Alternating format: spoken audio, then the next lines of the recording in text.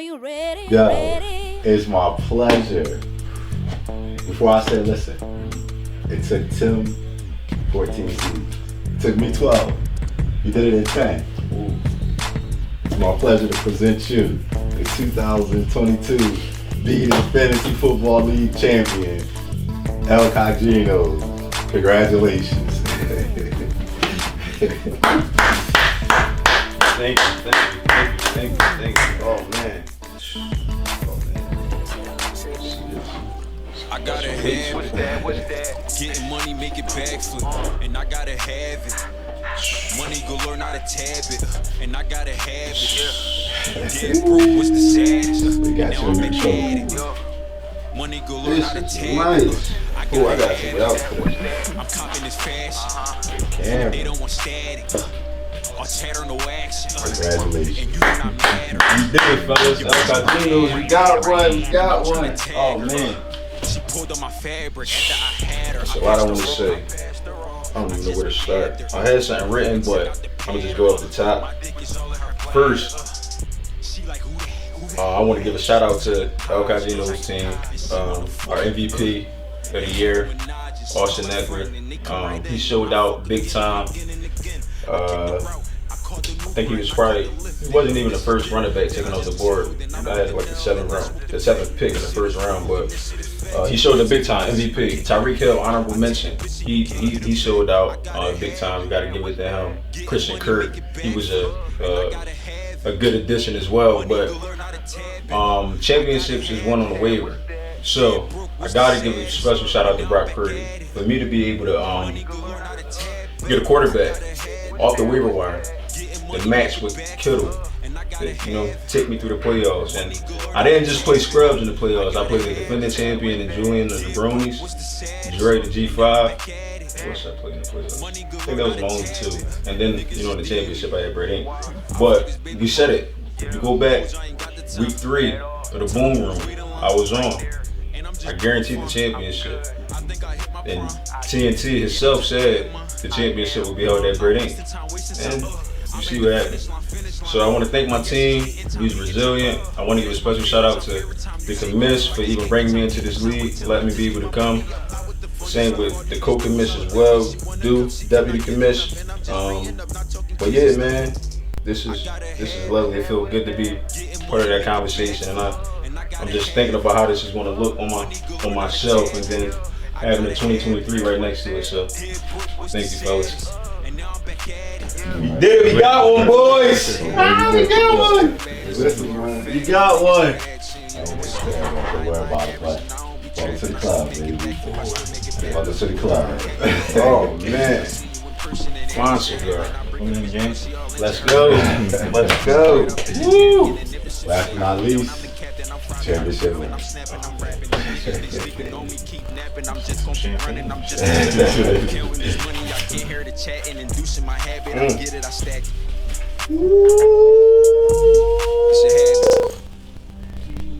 I'm supposed to shine it like that, man. What's going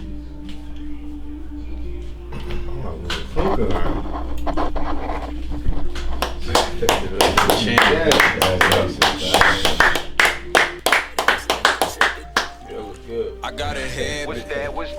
Getting money, make it backflip, and I gotta have it. Money go learn how to tab it, and I gotta have it. Fellas, Broke was the oh saddest, man, and now I'm back at it. this is nice. Money go learn how to tab The other one is it. one. I gotta have it. I'm coming this fashion, and they don't want static. Or chatter, no action. And you do not matter. Your bitch, I'm right at her. And I'm trying to tag her. Tuned into the Boom Room, the livest show in fantasy. Yeah.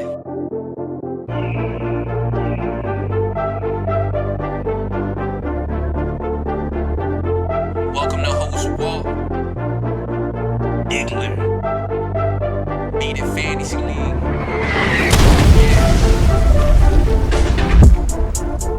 Welcome to the Boom Room, had to get in tune, rocking with the best.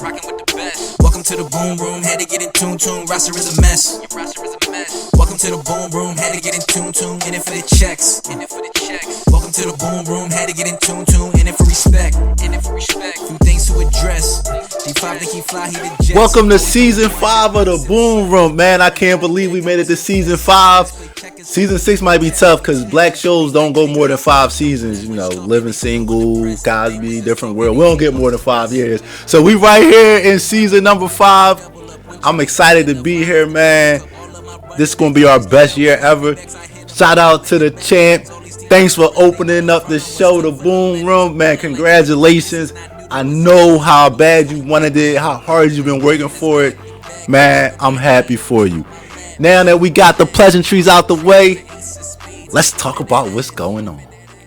As we know, week 1, top 6 scores get the victory, bottom 6 scores get the L. Listen, TNT, boom, out the gate. We was chilling, man. We got out to a good start. Never in doubt. But let's talk about the bet. 150 for a cheesesteak, G5, body bag. How will it turn out? As we went through it, it looked like the defending champs, El Kajinos, was going to be safe. Out of nowhere, the Return of the Jedi made they move. They were safe. Body bag. It looked like he was done and he was going to lose the bet. And then Dallas defense happened. Man, what a show. Shout out Dallas defense. I know it's what Body Bag was saying. 34 points. That's big time. So that put Body Bag in a great position. It looked like he was going to secure his spot in the top 6. So then it looked like it came down to Jabronis, Lincoln Legends, and G5. It was those 3 for 2 spots. G5 coming into Monday night. He still had his quarterback. He still had Garrett Wilson. He still had a kicker. Man, let's go. Aaron Rodgers' first series. Crowd going crazy. They had the ceremony. No. Tears his Achilles. And right there, Garrett Wilson went from being, you can make an argument, top 5 receiver to now what? You hope top 20? That took a lot of steam out of G5 trying to get in the top 6, but he still had Josh Allen, who we know could go off. Oh no. What the hell was that, Josh? Turnover after turnover after turnover. G5 wasn't able to crack the top 6. Lincoln Legends and Jabronis sealed the last 2 spots. Body Bag won the bet. $150 cheesesteak with a little champagne on the side. Can't wait to bring you the footage of that one. And a crazy note, TNT thought they had the number 1 spot, and the champs came flying by. Shout out Kajinos. Good job. Welcome back to the Boom Room. You know it's about that time. As we say, the first week, the guest is always the reigning defending champ. I got a bottle of whiskey here to celebrate. 103 proof. Without further ado, the reigning defending champion, El Kajinos. Welcome to the show, champ. Thank you. Woo. How's it feel? Feel good. This feels good. This feels real good. How you like the trophy and ring? Let me see. I gotta pull this out. I love it. Pull this out for the whole segment. Let me just sit this up here. I was waiting on this, man. This is shine. I don't want it to distract you or distract the viewers or whatever, but yeah, this is, I don't even know what to say. I'm at a loss for words. Hey, listen, man. I know I give you a hard time, but I'm proud of you, man. I'm so happy to bring you to the club. Feel good to be a part of it, man. Hey, listen. Just a little piece. I'm gonna pour a piece for the commish. Little piece. Tell me when. Good. There you go. There. Hey, listen. Welcome to the club, baby. Thank you. Let's go.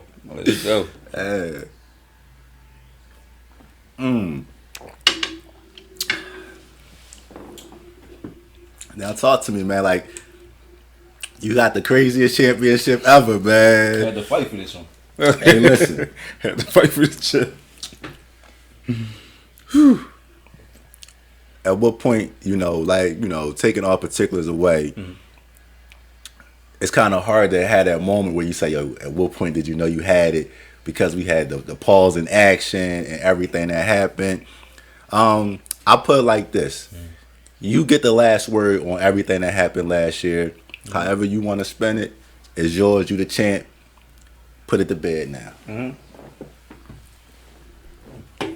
So yeah, I thought I had it at draft night last year.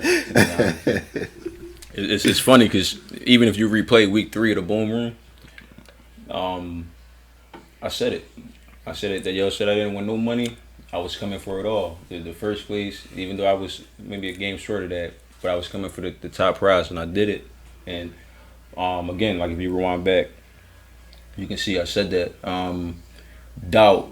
There wasn't any doubt at any point of the season that I wasn't going to be a champion. When I look back at even the playoffs, I lost Lamar. Kittle was out, for a good deal before the playoffs. We adjusted, Kajinos organization. We really rallied, and we really made moves on the waiver wire, adding Brock Purdy, losing Lamar.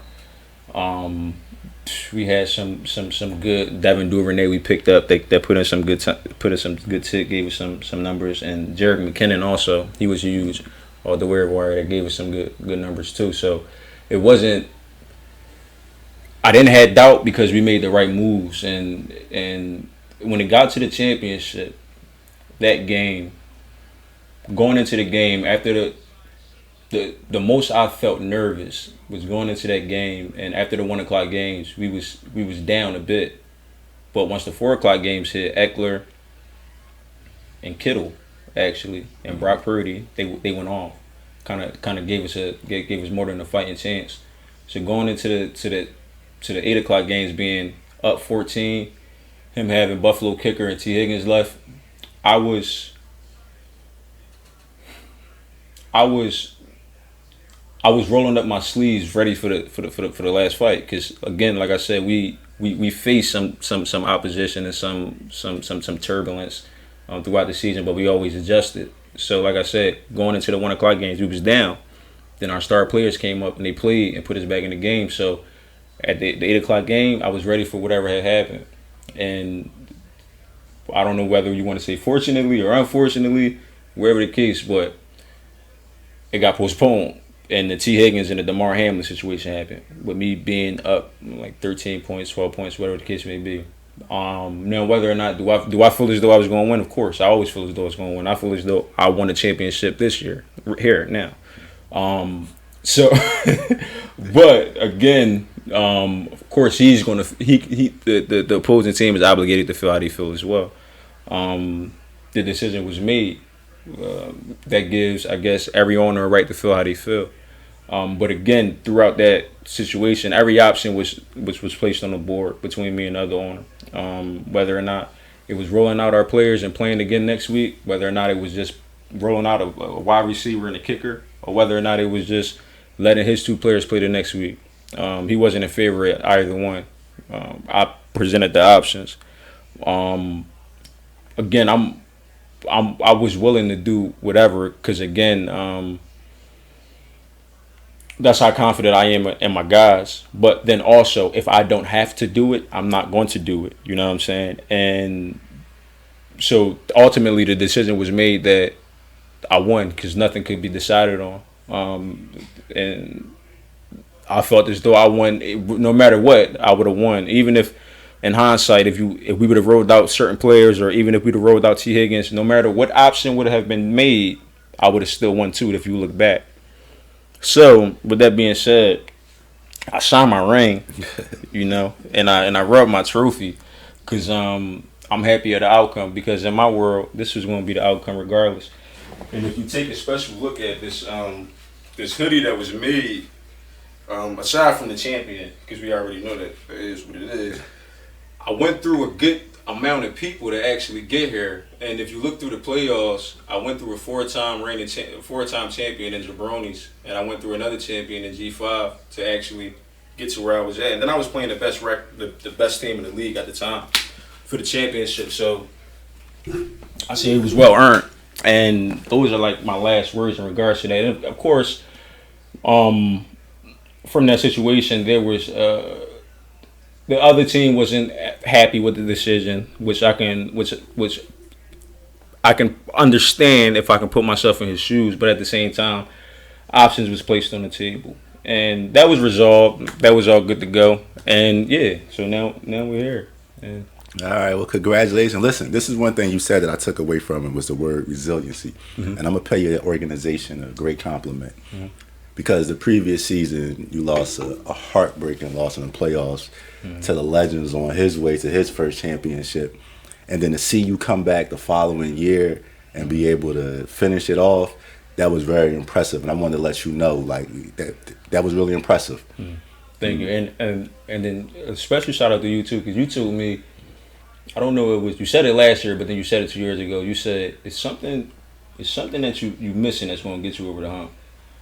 And even if we never talked about what that was, I just thought to myself, what could that have been? And it kept me chasing, you could say greatness, but it kept me with a little fire under me to say, what is it that I'm missing to do? And you had a ring yourself, so I wanted to give you your props because you put a little fire under me to kind of figure out what am I missing to get this ring. And I think I figured it out. I think I knew what you was talking about. That's paying it forward because whipping that ass, who played fantasy football much longer than me when I first started, he was saying the same thing to me. He was like, you got a fatal flaw. You got a fatal flaw. I'm not going to tell you. And it took me about 3 years to figure it out because I just thought he was playing head games with me, just trying to mess with me because we was rivals.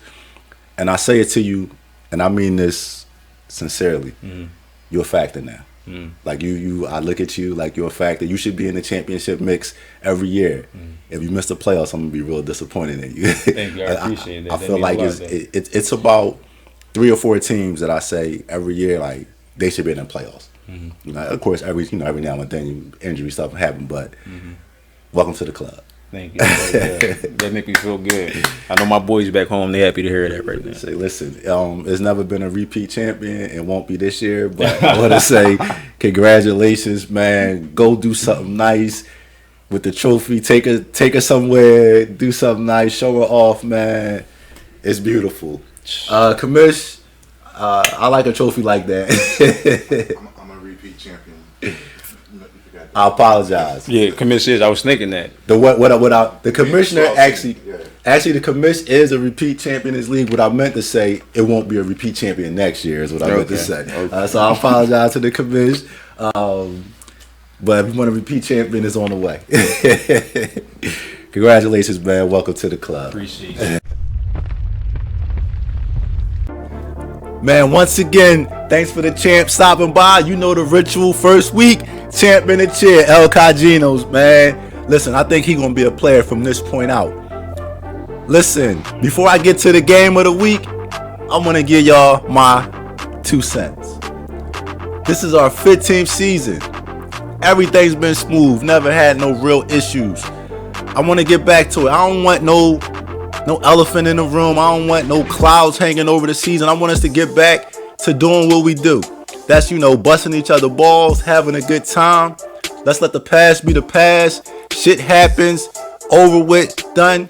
I would love to see G5 and El Kajinos get that bet for El Kajino's name. What you say, champ? Listen, love all you cats. Let's get it. Now, let's get on to the game of the week. And the odd thing, I wonder what the odds would have been that all 6 teams that won are going to play all 6 teams that lost. There's no 1-0 teams playing each other. Every game is 1-0 versus 0-1. That's crazy. Listen, game of the week. We going to Kajinos as he drops the banner. El Kajinos, the higher power. What a game. Thursday night, raise the banner. Can't wait to talk about it next week in the Boom Room.